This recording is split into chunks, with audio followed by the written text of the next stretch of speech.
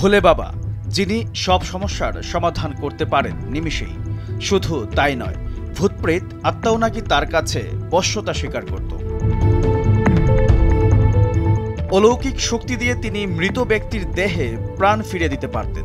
২৬ বছর আগে এমনই দাবি করে ভক্তদের মধ্যে হইচই ফেলে দিয়েছিলেন নারায়ণ সাকার বিশ্বহরি ওরফে ভোলে বাবা। তা প্রমাণ করতে এক কিশোরীর দেহ কবজা করেন, যদিও সেই ঘটনায় ১৯৯৮ সালে গ্রেফতার হন ভোলে বাবা।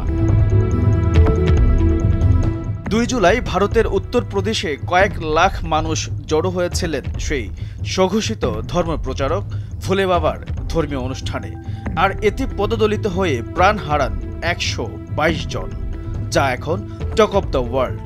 নিহতদের মধ্যে বেশিরভাগই রয়েছে নারী ও শিশু। কিভাবে তিনি ধর্মগুরু হয়ে উঠলেন, এমন প্রশ্নই এখন সবার মনে।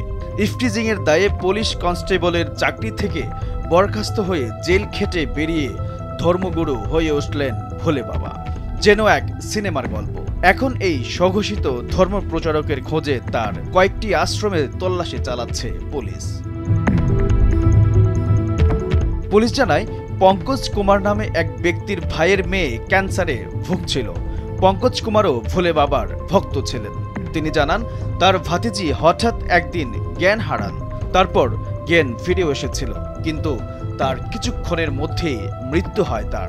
কিশোরীর দেহ সৎকারের জন্য তার পরিজনেরা যখন শ্মশানে পৌঁছান, সেখানে ভোলে বাবা প্রায় ২০০ ভক্ত নিয়ে হাজির হন। কিশোরীর পরিবারের কাছে দাবি করেন তাকে অলৌকিক শক্তি দিয়ে বাঁচিয়ে তুলবেন। তারপরে কিশোরীর দেহ নিজের কবজায় নেন ভোলে বাবা। খবর পেয়ে সেখানে পৌঁছায় পুলিশ। পুলিশকে দেখেই ভোলে বাবার ভক্তরা পাথর ছুঁড়তে শুরু করেন। এ সময় ভোলে বাবা, তার স্ত্রী এবং বেশ কয়েকজনকে গ্রেফতার করা হয়েছিল। উত্তরপ্রদেশ পুলিশ জানিয়েছে, ভোলে বাবা নামে পরিচিত নারায়ণ সরকার হরির আসল নাম সুরজ পাল যাদব। কাশগঞ্জ জেলার বাহাদুরপুর গ্রামের বাসিন্দা যাদব উত্তরপ্রদেশ পুলিশের কনস্টেবল ছিলেন। চাকরি জীবনের গোড়ার দিকে বেশ কয়েক বছর পুলিশের স্থানীয় গোয়েন্দা বিভাগে কর্মরত ছিলেন তিনি।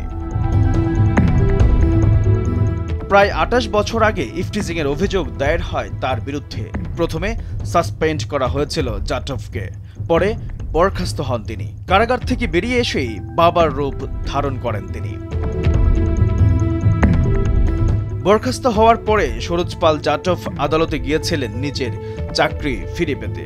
আদালত চাকরি ফিরিয়েও দিয়েছিল, কিন্তু ২০০২ সালে আগ্রা জেলায় কর্মরত অবস্থায় স্বেচ্ছায় অবসর নেন যাদব। এরপর তিনি ফিরে গিয়েছিলেন নিজের গ্রামের বাড়িতে। কিছুদিন পরে তিনি দাবি করতে থাকেন যে সরাসরি ঈশ্বরের সঙ্গে কথা হয় তার।